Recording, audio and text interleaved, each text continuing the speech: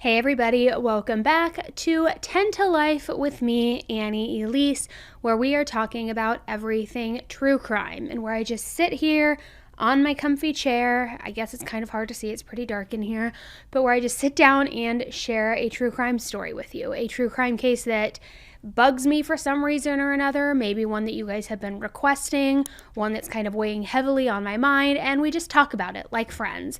So if you are brand new and you're checking out the channel for the first time, first and foremost, welcome. I hope you appreciate today's case coverage and you feel welcome here in the 10 to Life community.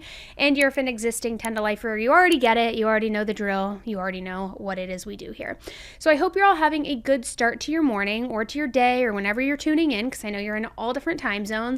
But the case I want to talk to you about today is one that happened relatively recently, back in 2015.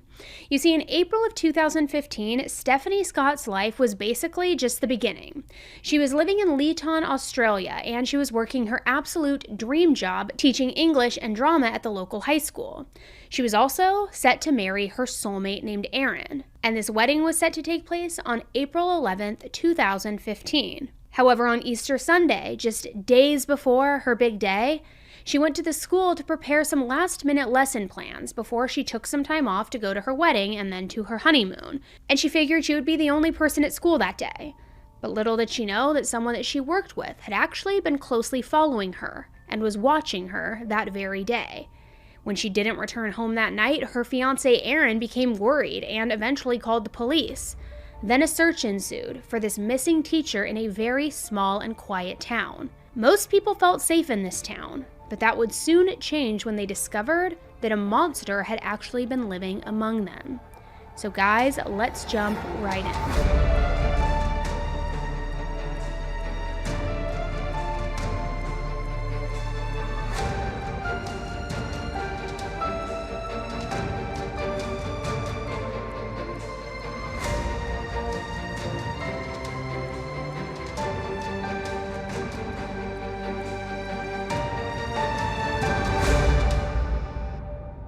Alright, you guys know that I cannot live without my games on my phone. It's what I do to just unwind after a long day, kind of relax, and I need to share with you my new favorite. It is called Huge Casino. Emphasis on the U. Huge Casino, and it is huge, guys.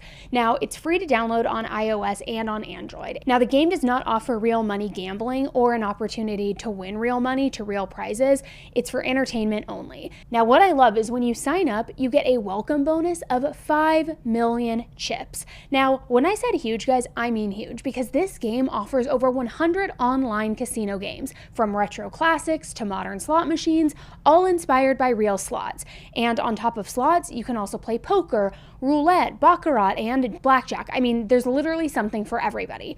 For me, I love the slots. Specifically, I love the diamond slots, because if I can be bougie, I'm gonna be bougie. I can't be bougie in real life, why not do it on the slots? It is my absolute favorite because I feel like every time I play, I'm winning bonuses, and that just makes me very, very happy. So let's try again right now.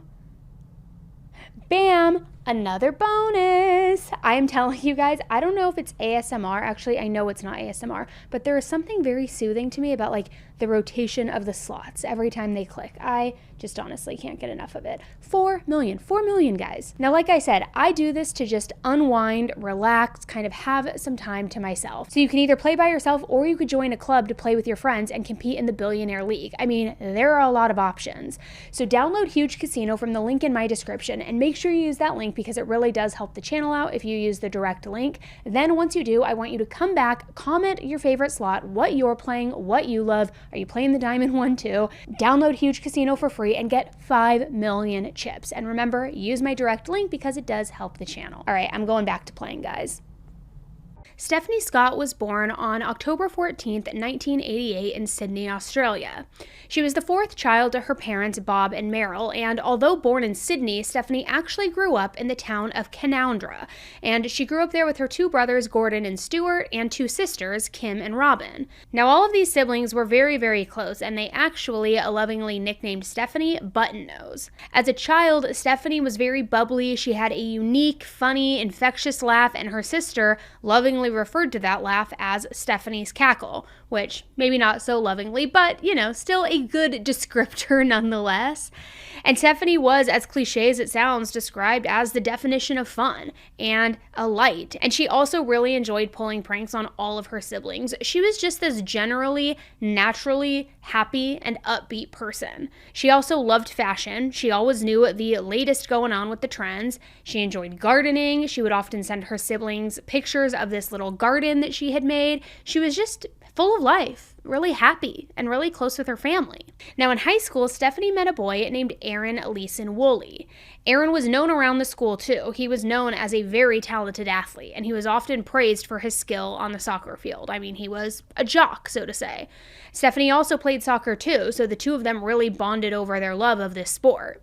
Now, while Stephanie was impressed with his athletic abilities, like everybody else was, she also saw so much more in him. She recognized how kind, personable, and considerate he really was. So the two of them spent a lot of time together, even working at the same grocery store together throughout high school. Stephanie loved spending time with Aaron, and her family really loved Aaron too. Her father, Bob, actually worked at the school that the two of them attended, and he was incredibly impressed not only with Aaron's athleticism, but also with how good of a person he really was. The two of them balanced each other out too, because Stephanie was loud, excitable, and talkative, while Aaron was more reserved and more quiet and calm. So although they really did like each other and they bonded and got along great, they actually just stayed friends for a really long time before they ultimately ended up dating. Then, after high school, and on Aaron's 21st birthday to be exact, the two of them officially became a couple. After graduating high school, Stephanie was accepted into a teaching program at Charles Stewart University, which is in a town called Wagga Wagga. Now, Stephanie had always dreamed of following in her father's footsteps and becoming a teacher just like him. So getting accepted into this program was a very good opportunity, and Stephanie could not wait to start college. She was so excited. But the one thing that she wasn't excited about was having to part ways with Aaron and be apart from him. You see, Wagga Wagga is about a 3-hour drive from where they lived, but the two of them really cared about each other, so they were determined to make it work. Stephanie knew that Aaron was her soulmate, and she wasn't going to end their relationship over something so small as long distance. While in college, Stephanie had numerous friends because her warm and inviting personality really made making friends easy for her. She also played on the school soccer team, and she wore the jersey number 10. Her coach said that Stephanie was actually the heart of the team, and she ended up being the captain of the team for 3 years. So Stephanie was really busy with college life. She was busy with school, with friends, with soccer, but she still always made time for Aaron. They would talk on the phone, and they would drive to each other whenever they could. And the distance actually kind of had the reverse effect of what it has for most people, and it didn't break their relationship. It caused their relationship to grow even stronger. After graduating from university, Stephanie received a teaching job at a local high school in the small town of Leeton. Now, Leeton was very, very small and also kind of like a rural farming community, and it was on the southern part of New South Wales, Australia. The town itself was quiet, was humble, and the smell of the citrus from the local orange groves really just filled the air. It was just a beautiful town.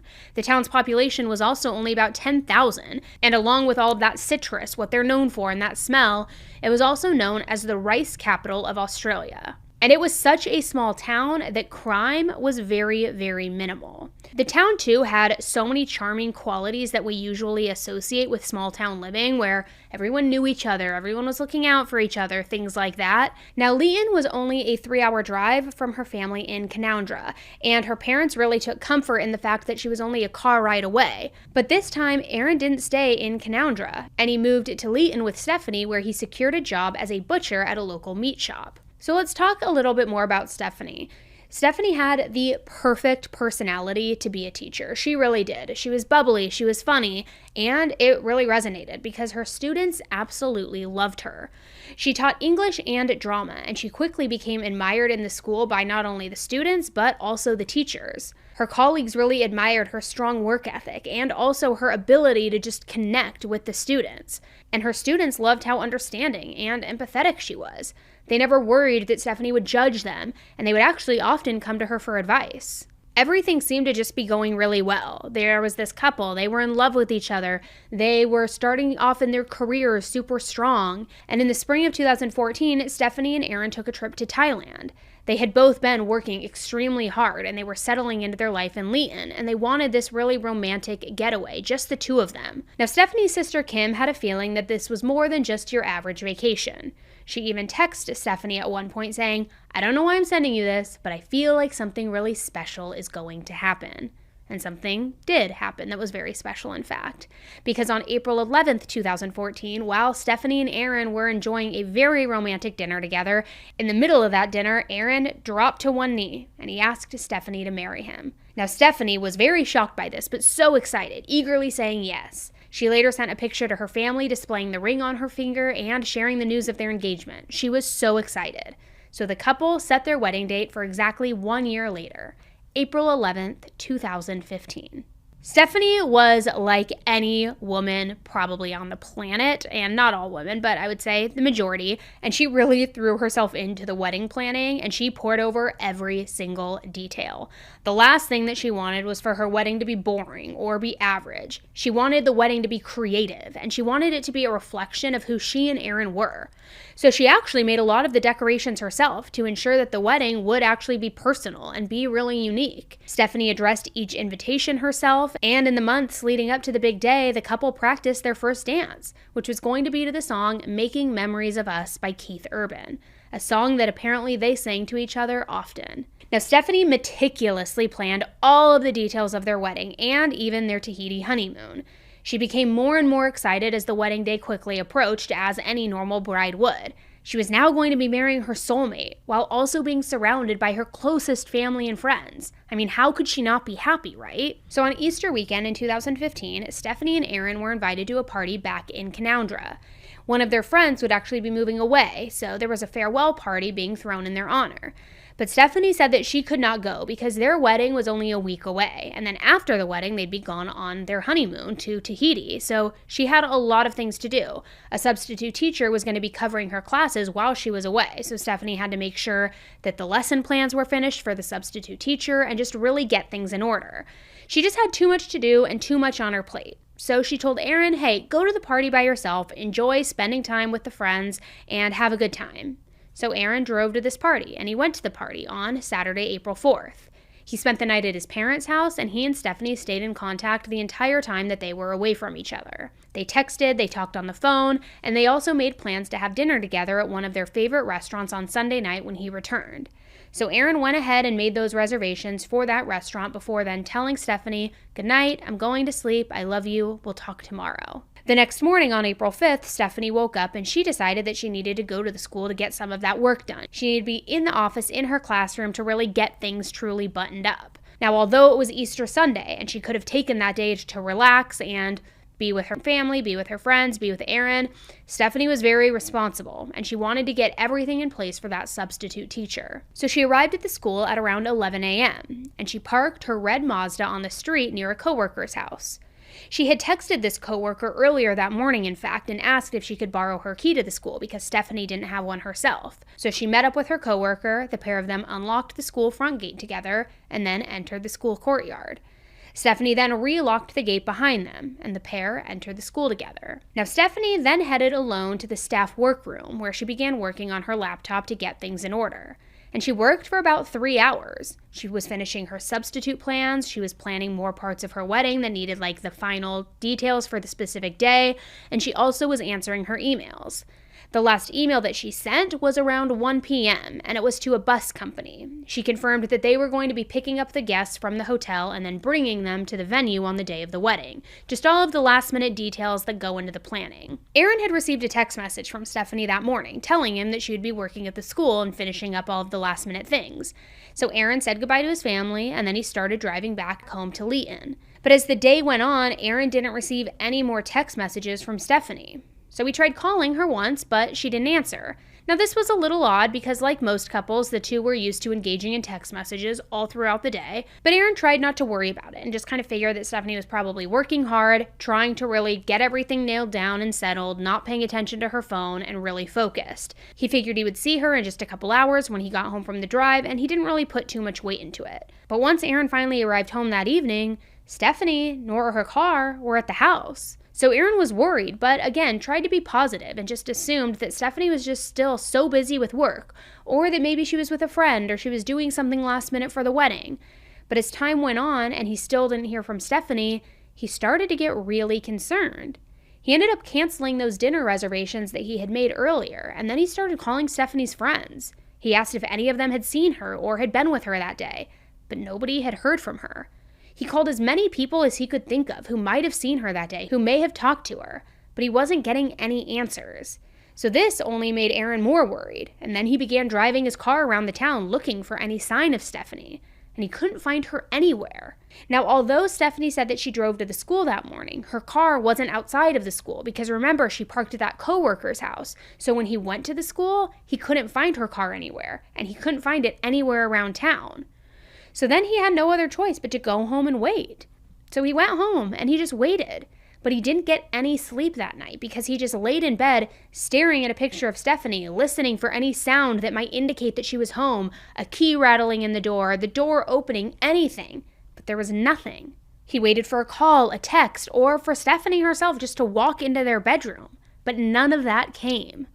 So his panic was rising. And then the next morning, Aaron knew he had to tell Stephanie's parents about her being missing and what was going on because something wasn't right here. When he called them, they hoped that Stephanie just got herself into some type of silly situation and that she would walk in the door any minute, and then they would all laugh about it and make fun of it in the future, and it would kind of just be one of those staple stories that you always hang on to. But that didn't happen.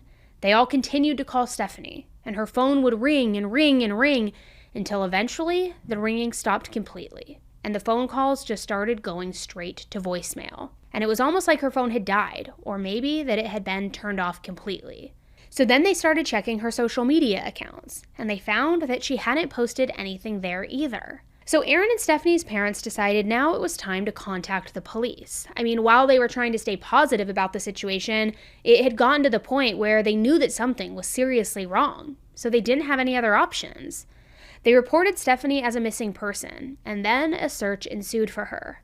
Now, with Leeton being such a small and close-knit town, word got out about Stephanie's disappearance pretty quickly, and many people in the community started searching for her. Stephanie's brother Stuart also posted about Stephanie's disappearance on his Facebook page, and the post was being shared left and right. I mean, within the first day, the post was shared over 1,500 times.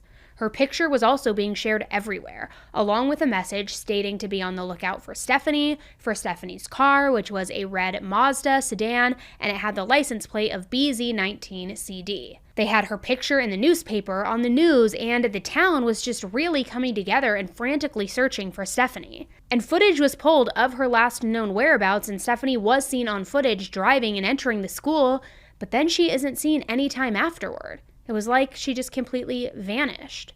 So 2 days passed without a word from Stephanie or a single clue as to where she might have gone. So feeling more desperate and concerned, the police started knocking on doors and asking if anyone had seen Stephanie that day or if they had seen anything out of the ordinary. Aaron also checked Stephanie's bank account, and he didn't find any suspicious activity. She hadn't withdrawn cash or used her card since before her disappearance. So Stephanie's family, along with the public, started urging the public to check alongside the roads for her. Maybe there had been an accident, maybe she had gotten into a car accident, and some suggested that she might have crashed her car into a body of water that was nearby, which apparently had happened in the area before. So they brought in a helicopter to search overhead for her car. People were riding on bikes on nearby trails, and everywhere you looked, people were out looking for Stephanie, looking for something.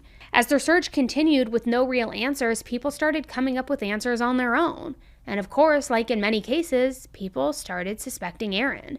They thought that maybe he wasn't feeling confident about the wedding after all, and maybe he was planning on getting rid of Stephanie as his way out. But everyone that was close to the family knew that that was not the case, because Aaron wasn't even in Leeton the day that Stephanie went missing, and he loved her way too much to ever hurt her. So then people started saying, and changing the narrative, that maybe Stephanie was the one that got cold feet. Maybe she got nervous, and maybe she was a runaway bride. But again, everybody who was close to Stephanie knew that this would not be the case. And these rumors kind of got so out of hand that Aaron ended up publicly speaking out, in which he said, "It's hard hearing that she might have gotten cold feet. I know she wouldn't have gotten cold feet." And Stephanie's sister Kim agreed with him on this because the day before she went missing on Saturday, Kim had talked to Stephanie on the phone. And according to Kim, Stephanie was just like over the moon and so excited for the wedding, so excited for the honeymoon. I mean, yeah, she did have a lot on her plate at the moment, but she wasn't overly stressed. She was just excited. She was running off of that energy, that pure excitement, adrenaline.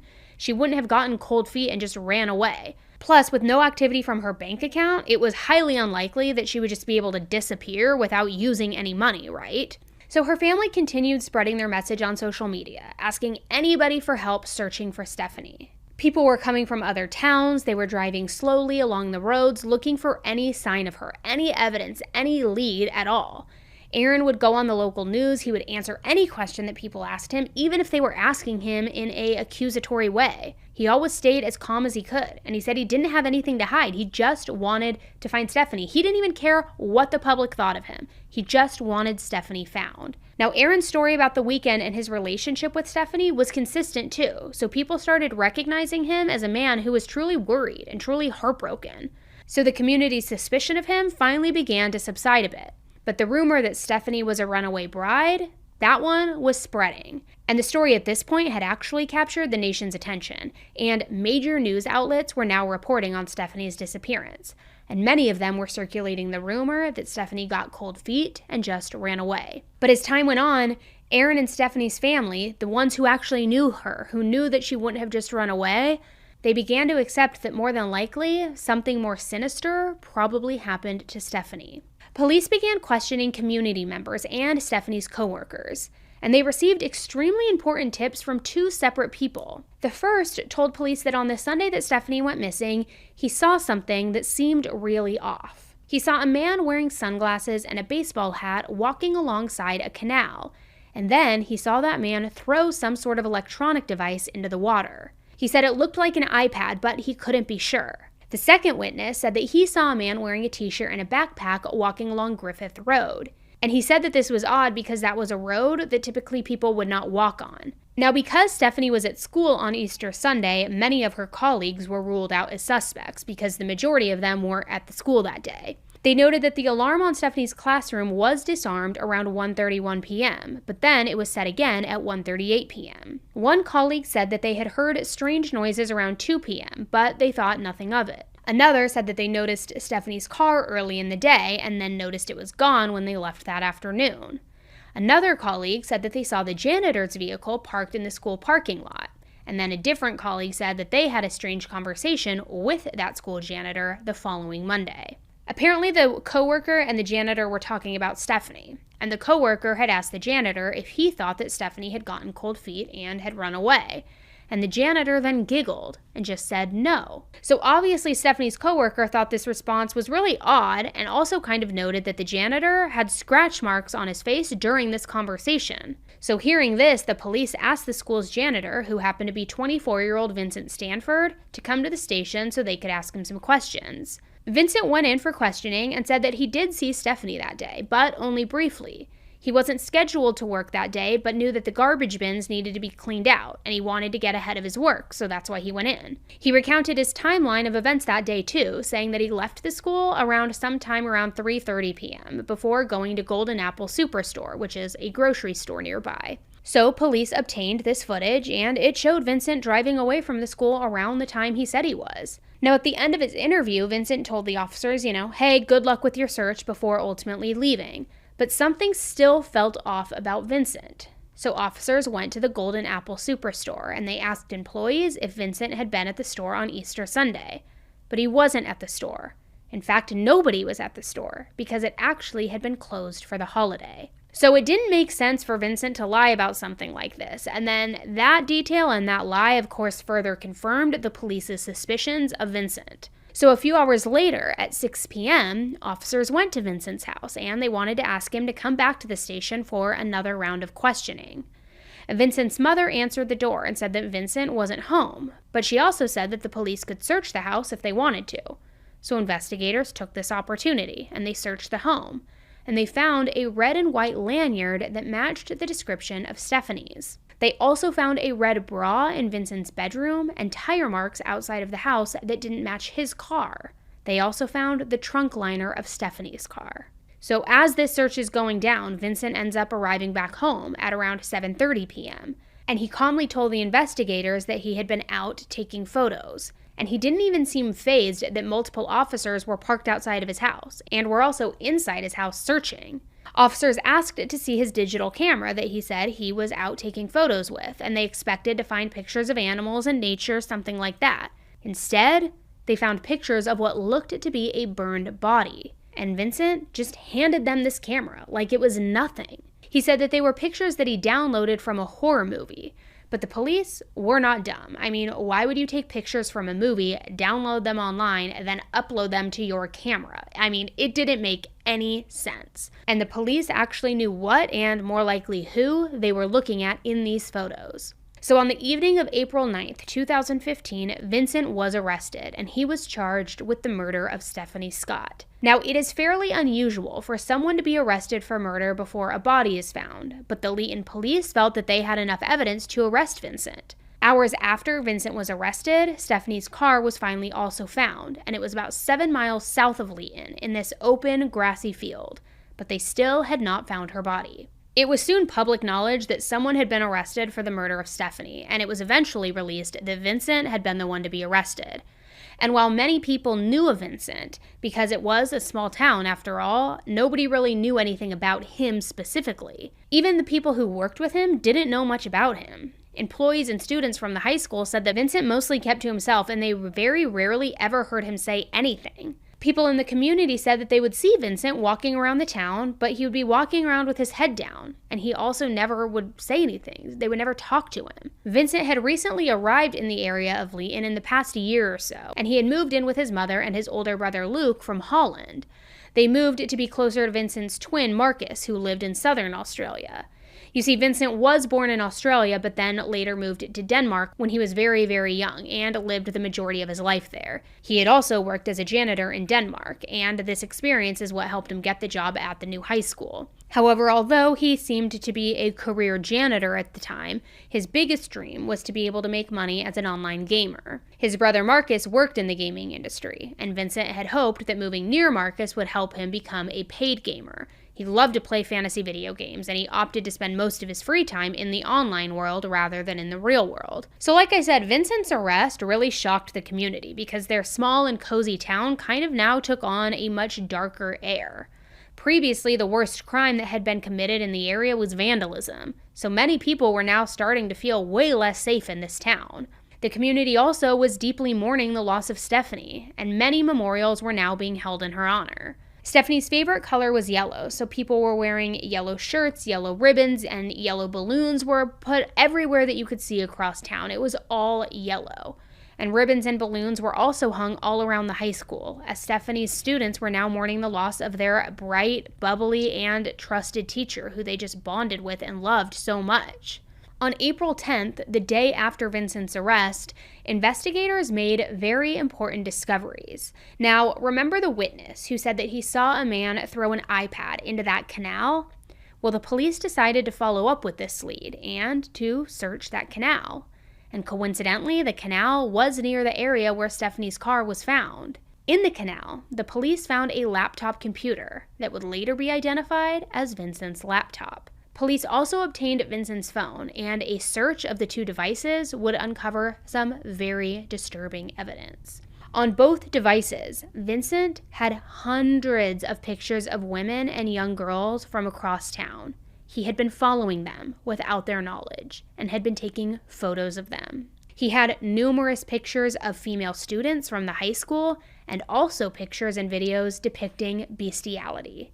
If you don't know what bestiality is, guys, I'm not going to tell you here. Google it. It's gross. I probably will get flagged if I describe it in here, but imagine explicit images from, two consenting adults that you would find on the internet. You know what I'm talking about? You go to one of these sites, it has a hub at the end of it, and you see all of this, videos, explicit images, all of the things. Imagine that, but instead of two humans with each other, it's a human and an animal. It's pretty gross, right? Makes you want to throw up? I know. So he had pictures and videos depicting this on his phone. So investigators spoke with Vincent's mother and older brother Luke, who were apparently both suspicious of Vincent. However, many still wondered if these two actually knew more about what Vincent had done. So police used Vincent's phone to track his location on the day of Stephanie's disappearance. They also still had Vincent's camera, and they were using the phone's location and the pictures from the camera to help them locate Stephanie's body. The picture of that burned body had been taken outside in some sort of grassy area. So investigators started searching areas that had that same type of vegetation from the pictures, and eventually Stephanie's body was found. It was found 40 miles from the high school in an area called Cocopara National Park. Now, Cocopara was a very popular spot for the Leeton residents to go and to hike and to spend time outdoors. And based on the pictures found on Vincent's camera, officers suspected that this was where Stephanie might be found, and turns out they were right. So they had now found Stephanie's body, and it was very, very badly burned. So they secured the crime scene while the other investigators took Stephanie's body to be forensically analyzed. And then nearby, officers also found several cans of gasoline. The next day, on April 11th, it was supposed to be Stephanie and Aaron's wedding day. So across Australia, other brides ended up actually tying yellow ribbons to their bouquets in honor of Stephanie. And many wedding guests to these ceremonies wore yellow ribbons in memory of her. Posts in honor of Stephanie were flooding social media everywhere, and women across Australia all started posting pictures on social media of their wedding dresses with the hashtags Remember Stephanie, and also the hashtag Put Your Dress Out. Stephanie would never get to wear her wedding dress, so in a really beautiful sentiment, women hung their dress outside in honor of her. I mean, it was pretty unreal the way this community all came together trying to honor, grieve, and pay respect to Stephanie. What was supposed to be the happiest day of Aaron's life was now the worst day of his life. So the family invited community members to meet at a local park where they ended up holding a memorial service for Stephanie. They shared a post on social media that stated, "Tomorrow should have been the happiest day of Stephanie and Aaron's lives. To help all of us through this difficult time, we invite everyone to join us at Mountford Park, Leeton, tomorrow for a lunchtime affair to celebrate the life of our button nose." Everybody who attended wore yellow, and the service actually started at the same time that their wedding ceremony was scheduled to start. Stephanie's father, Rob, spoke on behalf of the family about how happy, lively, and how fun Stephanie was. Stephanie's sister Kim read a poem that she had actually written for Stephanie and Aaron's wedding day, and part of the poem read, "They make each other smile. They can fill a room with love, joking and laughing. They fit each other like a glove. You're beautiful people when you stand alone. Together you're strong. You set the tone. I wish you all happiness for the many years to come. May you fill each other with joy and never be glum. I'm sure you'd all agree that their bond is unique, special, and happy. Their love is what we seek." So Aaron sat nearby, in tears, as friends and family tried to comfort him. The family displayed incredible strength throughout all of this because their beloved family member had been murdered, but the family stood together firmly, and they welcomed anybody and everybody who came to attend this picnic memorial service. Many of Stephanie's students attended the memorial, and some spoke about what a great teacher she was. They talked about how excited she was for her wedding day and how she made learning fun. She wasn't afraid to be silly or make a fool of herself during drama class. She was just Stephanie. And many students shared that Stephanie was their favorite teacher and that she actually made them excited to come to school. She provided a place of comfort for them, and many considered Stephanie to be like a close friend or even an older sister that you could tell anything to. She was always there for them, providing them with guidance, insight, boosts of confidence, and simple moments to just brighten their day. In Stephanie's class, students felt a little more like a family. Robin, Stephanie's sister, gave these students a little bit of hope by saying, "Just remember what my beautiful sister loved, teaching all of you amazing students and seeing your smiling faces. You are the ones who made her want to be the most amazing teacher, friend, and person that she could be. Be strong, Leeton, for Steph, and know that she will be with all of you in spirit as I know she is with her family and friends." So the residents of Leeton were forever changed by this horrific tragedy. Many now lived in fear, suffering from panic attacks, sleepless nights, and nightmares. The horrible tragedy kind of cast this lingering shadow on this small town. The once vibrant community now carried an air of just kind of like unease, as if the very essence of the town had just shifted into more of a horrific state ever since this crime occurred. But her death didn't just shock this small town, it actually shocked the entire nation. All across Australia, people were mourning the murder of Stephanie. Her story was all over the news, and even some professional soccer teams started wearing yellow jerseys to support her. Her old soccer coach from college, Stephen Waite, also announced that Stephanie's old jersey number 10, was going to be retired. So all of this was great with the memorial, the unity within the community, all of these things, but there was still that huge question. How did this happen? Why did this happen? Why would Vincent murder Stephanie? What was the motive here? And what they were going to find was going to not only make this crime 20 times worse, but it was going to make the haunting of this crime in this town just truly revolting and unimaginable. So police continued to question Vincent, who still remained in custody. And that's when they learned more about his life before arriving in Leeton. They discovered that Vincent had actually had a pretty troubling childhood, often displaying fits of anger and behavior issues, and even choked a teacher at just 12 years old. He would later admit that he actually started thinking about killing people when he was just 7 years old. His classmates, rightfully so in my opinion, referred to him as a psycho because of how violent he was. During school, he would just sit silently, and then he would lose his temper, throwing things all around the classroom. After moving to Denmark, Vincent and his twin brother Marcus were bullied relentlessly for their Australian accents. And even though the two were bigger than the majority of their classmates, they would never fight back against the bullies. So eventually, though, Vincent's violent outbursts then caused him to be sent to a special school for kids, one for kids with behavior issues.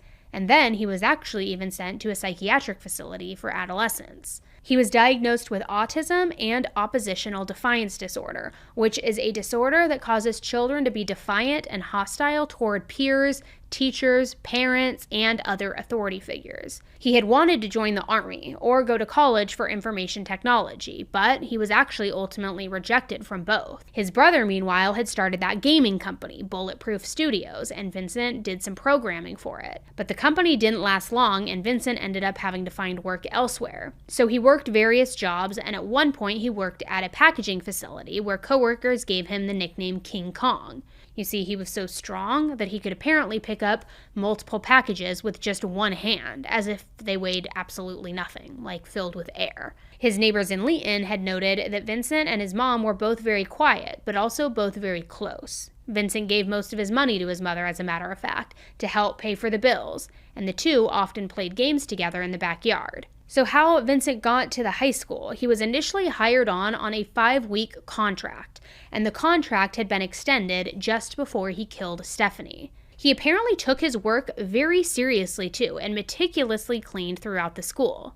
He worked really hard, but felt like this work went unnoticed by his supervisor. And apparently that really angered Vincent. Vincent often thought about actually hurting his supervisor. Vincent had very limited access to the school, and he wasn't allowed at the school on weekends. But somehow, he had obtained the school's master key, and also the code to the school's alarm system. And what's interesting about this is he wasn't even supposed to be at the school during school hours. He was supposed to complete his work before school started or after it ended.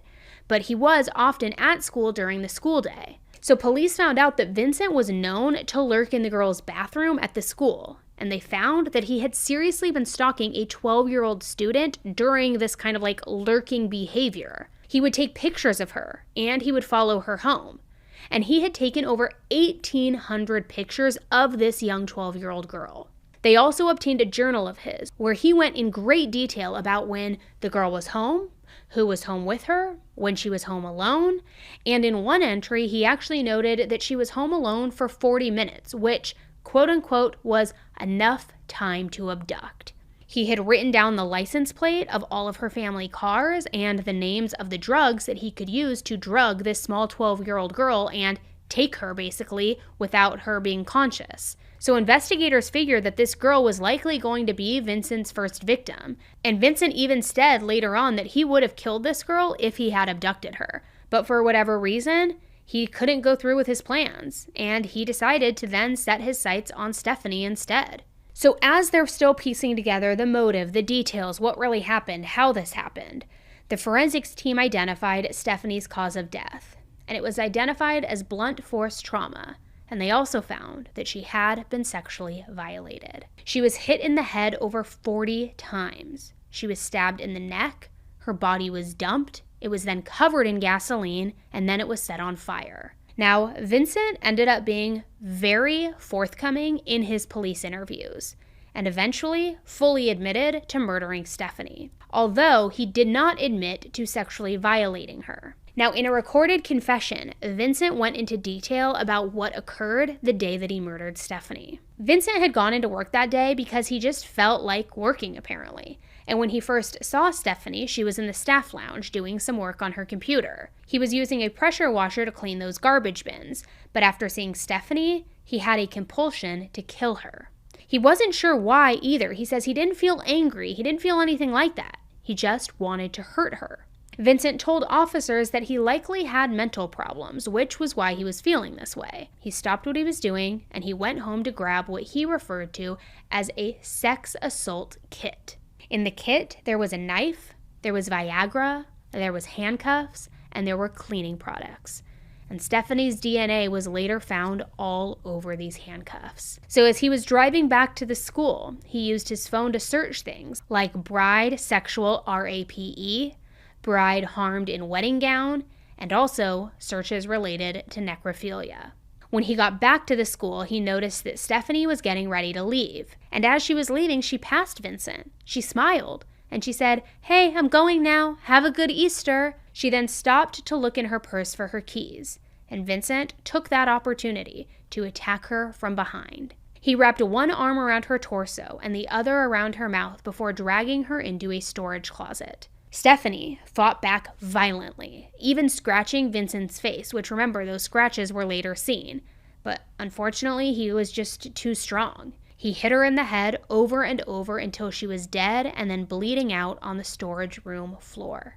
And after this, Vincent, apparently in a sociopathic moment, in my opinion, decided that this would be the perfect time for him to go home and make himself a sandwich. So he left Stephanie on the floor of this storage room, and he actually went home so that he could eat. Then after having a sandwich and a coffee, he went back to the school where he got the keys to Stephanie's car, and he put her body in the trunk of her car. He cleaned the blood from the storage closet as best as he could, and then he drove her car to his house. He talked to his mom and his brother for a little bit, and then he waited until the early morning hours of Monday morning to leave again. Around 2 a.m., he got back into Stephanie's car and he drove to the national park. He dumped Stephanie's body, he covered it in gasoline, and then he set it on fire. Okay, so when you've taken her out of the boot, did you take the clothes off her in the boot, or did you take clothes off her in the ground? On the ground. On the ground? Yeah. Okay. Now, obviously, she had, at this stage, there was a lot of blood, and did she have injuries to her face? Did you notice any swelling or...? Yeah, the right side of her face. Yep. It was quite... Up near her eye. Yep. And that's from when you punched her when she was on the ground? Okay. And you said you threw some wood on her, or branches and stuff, and then did you put the fuel on after that, or did you put the fuel on before? After that. After that, okay. And you've put her clothes back in the car? Yeah. Yep, in the boot. Okay, so then did you use match to light the fire, or did you use cigarette? Put some petrol on a stick, and I lit a match on that. Yep. And I chucked the stick on there. Yep. And where did the match? What about the match? Where did you put it? I think it's still there, probably. Did you throw that in the fire, or just drop it? No, I dropped it where the stick was. Okay. Is that far away from the body, or? No. No. No. Okay. So when you travelled after, did you stay around long to watch your body burn, or? No, I left straight away. You left straight away? Now, so was it well alight? Was the body well alight when you left, or you didn't take much notice, or? Yeah, it was well alight. It took a second. Petrol starts fast, so. Yeah. Okay. And then you travelled home. Which way did you go home? Same route. Same route? Yeah. I think I went and put our car on Pike Road. Yep. And I walked the rest of the way back home. Did you sexually assault Stephanie No. while she was alive No. or deceased? No. Okay. When you took her out to Kokopara National Park, are you able to tell me the time that you took her out there? The time I got there, it might have been 2 a.m. in the morning. Okay. And whereabouts, you say near Jacks Creek, can you describe for me the precise location near Jacks Creek that you put her body? If you drive past Jacks Creek, but don't go into it, somewhere between 10 and 15 meters on the left-hand side, there's a clearing with a fallen over tree where her body was. Okay. And you say you used petrol. Yes. Did you place any timber under or over her or anything like that? Yes. Okay. Where did you place the timber, under or On over? top of her. Sorry. On top On of top her. of her. Okay. And how big was the fire? It was quite large. Did it burn any other area there? Is there any other area burning? No, I think just the immediate surrounding, but not a whole lot. Okay. How long did you stay there for while her body was burning? I left straight away. And where did you go then? To Pike Road to park her car. Okay. On your camera, you had 2 photos of the deceased body. Yes. Are those photographs of Stephanie? Yes. Can you tell me why you took those photographs of Stephanie? No.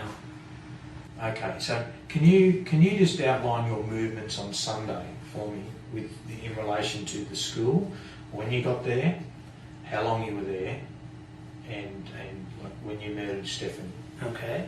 I went to the high school about 7:30, worked for a couple of hours. When she was ready to leave at about 11:30, I took her into the store and killed her. I put her into the trunk of her car. I got the high pressure cleaner out, cleaned the high school and her blood. I drove her car to my house, parked it behind the shed so nobody would see. Went about my day, and at about 1 a.m. Monday morning, I left the Kokopara National Park. At about 2 p.m. I dumped her there and burned her. I drove back to Pike Road, put her car there, and I walked home. Now we spoke to you on Wednesday night, on the 8th, Yes. and we spoke to you about certain scratches that I can still see on your face now. Yes. Can you tell me where you got those scratches from? Several of them are from Stephanie Scott And how did she do that? with her fingernails. And when did she do that? When I tried to kill her. When I killed her. When you killed her? Yes. Okay, so you say that you've... Can you just tell me exactly what happened when she walked... When you first... You said you were waiting for her to come out, were you? You were waiting for her to finish her work? Yes. Okay. What exactly happened then? When she finished her work, what did you do? I picked her up from behind with my right hand over her mouth and my left hand around her middle. I dragged her into the store. I closed the door behind us, chopped her on the floor, and I beat her to death. You say with your fists? Yes. Did you use any other weapon? I did use a knife as well. A knife? Yes. A clip point knife. What? A clip point knife. What's a clip point knife? It's a knife that's angled from the top and again at the bottom. It should be at my house. Where was she when you first saw her? She was in the staff room upstairs for the English drama math teacher. Okay. What was she doing? She was working on a computer. Was the staff room door open, closed, or Open. where were you at that time then? I was working, had a high pressure cleaner out to clean the garbage bins and put some of the garbage bins upstairs. That's when I saw her. In class, in the staff room? Yes. Did you say anything to her at that time? No. Did she say anything to you? No. Did she see you? I think so. You mean you think so? I walked by the door, so she probably knew I was there. But you didn't say anything to her? No. So what? So she's here in that room alone, is that right? Is she in that? Yes. In the staff room alone. Did she? You say you got a feeling that you had to do it. What feeling? Can you describe that to me? Upon seeing her, what feeling came over you? Like, what did you feel? That I had to kill her. I wasn't angry or anything. Basically emotionless, just that I had to kill her. Yep. Did you start waiting from that moment? No, I continued working. How long did you continue working till you went and waited? Until she was ready to leave. How did you know she was ready to leave? She put the alarm on in the admin. She said she was leaving. She said she spoke Yes. to you? I was by the front gate at the time, so was she. That's when I picked her up at about 11:30, I think. Yep. She was walking towards the front gate. Towards you? Yes. Yep. And then I grabbed her. Where did she speak to you? You said she spoke. When she was walking away from admin towards the front gate. And what words did she say to you? I'm going. Have a happy Easter. I'm going to have a happy Easter. Yes. Did she get past you, out of the... Did she get through the gate? No. No, you got her, and you said you grabbed her Yes. before she got out of the gate. Yes, the gate was locked. The gate was locked. Yes. Who locked the gate? I think she locked it behind her when she came in. Okay. Apart from the episode that you started when you had me at 14 or 15 and you tried to strangle a school teacher Yes. in Holland, have you had any other episode like that between then and this episode that happened on Sunday? I've had a lot of violent thoughts, but I've never acted on them. Okay. So when you say you've had a lot of violent thoughts, can you describe to me what those thoughts have been? About killing various people I've met, Yep. hurting them.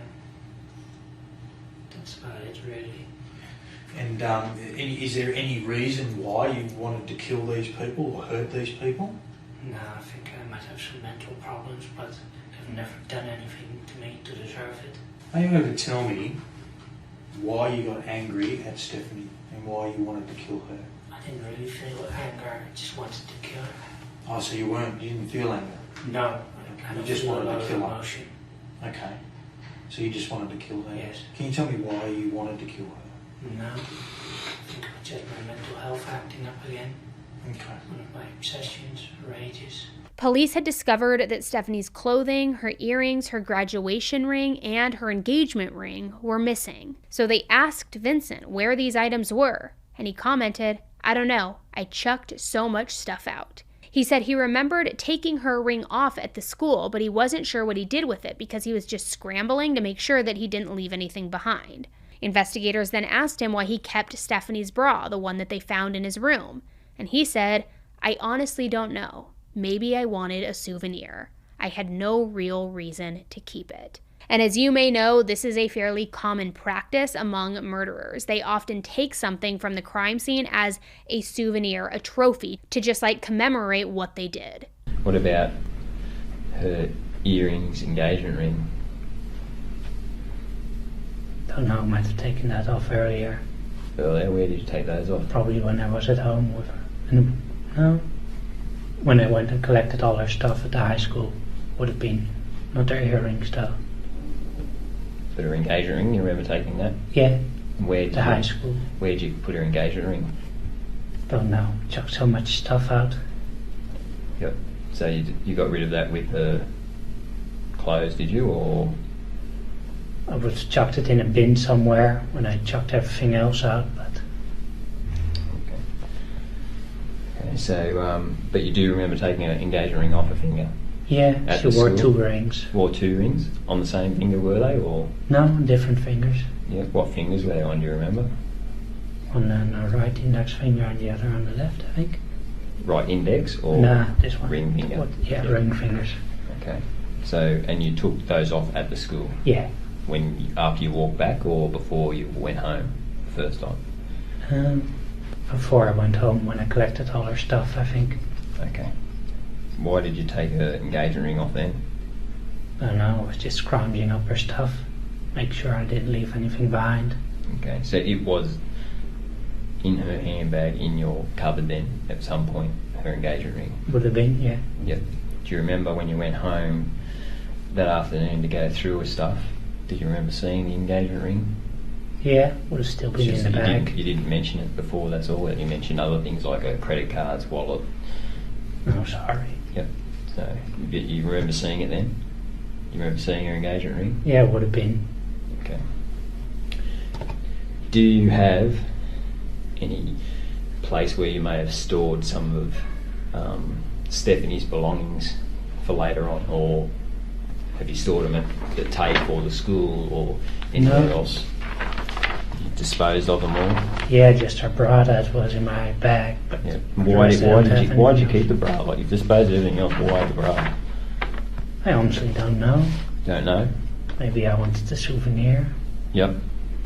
But something to remember it by? Probably, but I had no real reason to keep it. Why the bra though? Why not any other item? I think it was clean. Did you wash the bra? I chuck it in the washing once, yeah. At home or at school? At home. At home. Okay. When did you wash her bra? Tuesday afternoon, evening would have been. Okay. Her engagement ring, can you think where that would be? No. Was that in a bin? Do you know if that was taken to a bin? Do you know if that was thrown out a window? Do you know? It would be in a bin somewhere, but I have no idea where. Which you don't know which bin? No. A bin in Leeton or a bin in Griffith? In Leeton, probably. Probably? Yeah.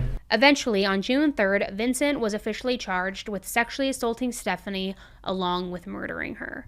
And then, as if it couldn't get any worse or there wasn't going to be another twist coming, 7 days later, to the shock of the community, Vincent's twin brother Marcus was also arrested. He was arrested as an accomplice to the crime. Marcus lived in southern Australia and was first interviewed by police there on Tuesday, April 21st. He had said that he spoke to his brother on the phone on April 4th and then the next day on April 5th, the day that Stephanie was murdered. Marcus told the police that Vincent did sound weird on the phone, but he didn't think much of it. But he denied having any involvement in the crime.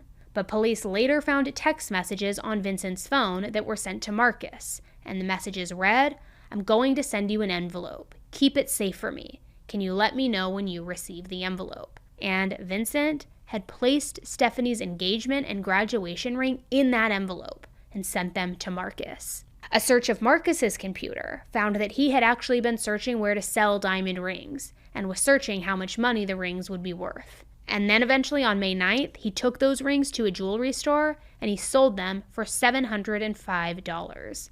Now, unfortunately, the rings would later be melted down for scrap and metal, and they couldn't be returned to Stephanie's family. Then, months later on August 5th, Marcus eventually admitted to receiving the rings in the mail, along with Stephanie's driver's license. He admitted to selling the rings, and that he used that money to travel and visit Vincent in prison. He also took a few pictures of Stephanie's driver's license before ultimately burning it. So police asked Marcus why he helped Vincent, and he stated that it was because of misplaced loyalty. Unfortunately, Vincent's court date wouldn't be for another year, and Stephanie's family continued to mourn the loss of their beloved family member. On October 14th, 2015, what would have been Stephanie's 27th birthday, her family took to social media and they asked the community to have a cuppa for Stephanie, forever 26, who knew on this day 27 years ago an angel like you would be born. Although you weren't a boy as Dad first thought, we wouldn't have had you any other way. To say we were lucky is an understatement. To the girl who defines the word fun-loving, happy birthday.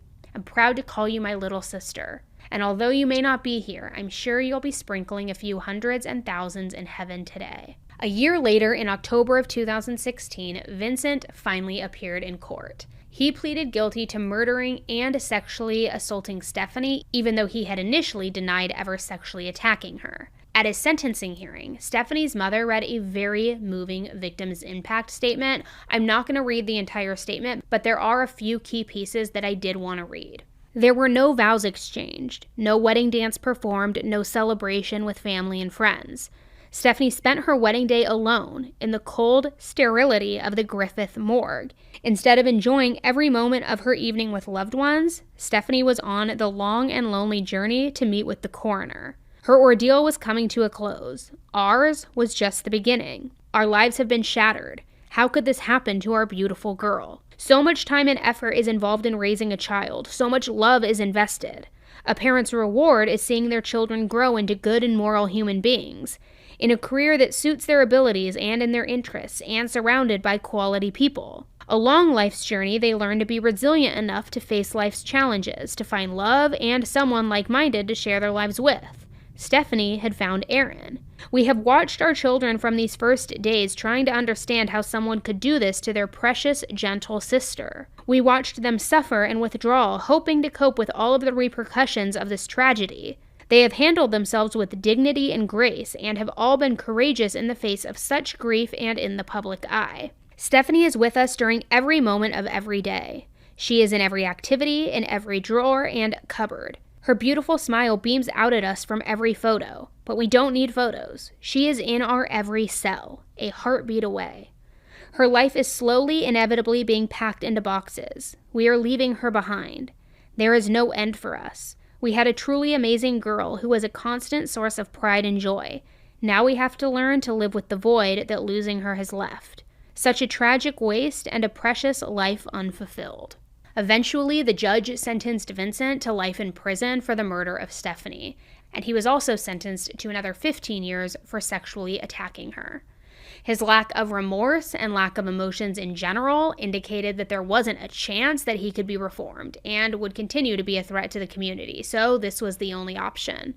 Marcus was also arrested and sent to prison for his involvement in the crime, but he was only sentenced to 15 months, which really angered Stephanie's family and many members of the community.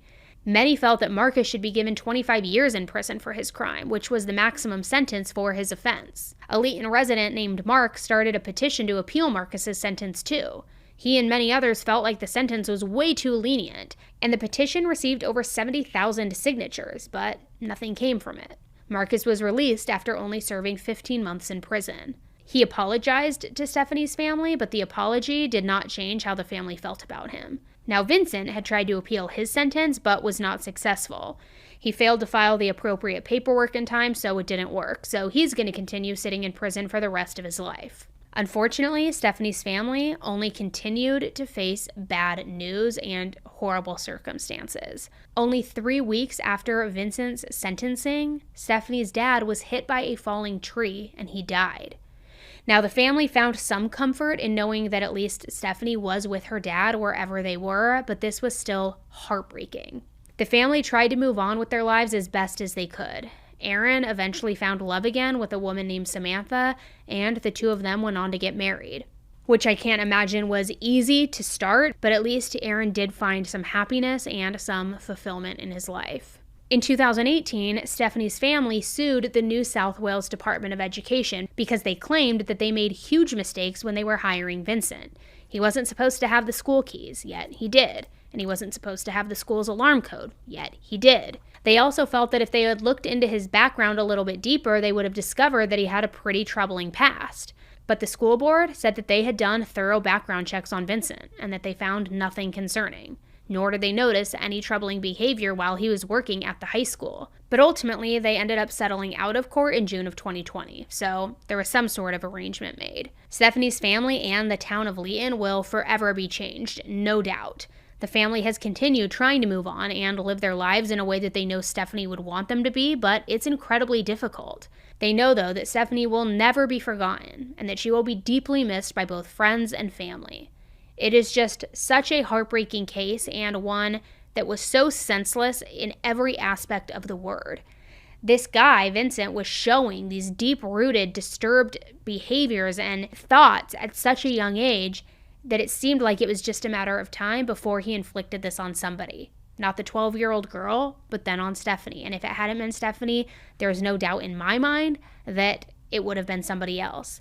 But I agree with the lawsuit. There should be more responsibility with the Board of Education, because why did he have access to the school? Why did he have the alarm code? It's just, again, it's something that in my mind could have been prevented, and it's just heartbreaking. She had all of these plans. She was going to get married. She was going to live her happy ever after with her soulmate, and it was literally just snuffed away from her because of these selfish, grotesque, perverted behaviors and fantasies that this guy Vincent had. It's sick. It is sick. Thank you guys for staying with me and tuning in today to hear Stephanie's case and her story. I appreciate you sticking by, and thanks for checking out the channel as well. Remember, I am dropping new cases many times throughout the week, so if you want to make sure you don't miss those, take a quick second. It's free to subscribe, but just hit that subscribe